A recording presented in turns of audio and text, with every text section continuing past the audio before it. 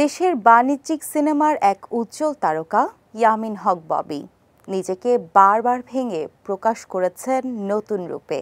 Superstar Shakib Khan, Simon Sadiq, Bappi Chowdhury থেকে শুরু করে হালের রোশানদের সঙ্গে জুটি বেঁধে সমান তালে অভিনয় করে যাচ্ছেন এই অভিনেত্রী। আসন্ন ঈদুল আজহায় ময়ূরাক্ষী সিনেমার মাধ্যমে বড় পর্দায় হাজির হচ্ছেন ঢাকাই ছবির এই গ্ল্যামারাস চিত্রনায়িকা।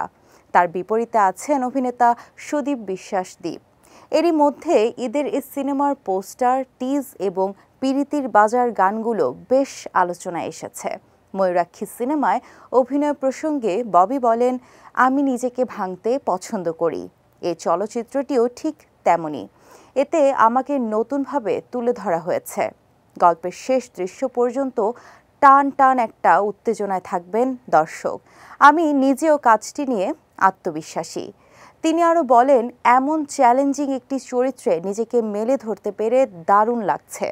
এই সিনেমায় চরিত্রের কারণে আমাকে ধূমপান করতে হয়েছে, যেটা আমার জন্য খুব কষ্টকর ছিল। প্রেম ও প্রতারণার সত্য ঘটনা অবলম্বনে ময়ূরাক্ষীর গল্প ও চিত্রনাট্য লিখেছেন গোলাম রাব্বানী।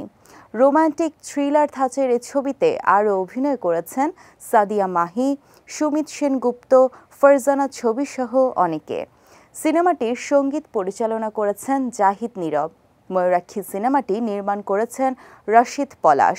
আজ ইন্টারন্যাশনালের ব্যানারে সিনেমাটি প্রযোজনা করেছেন চৌধুরী নিজাম নিশো।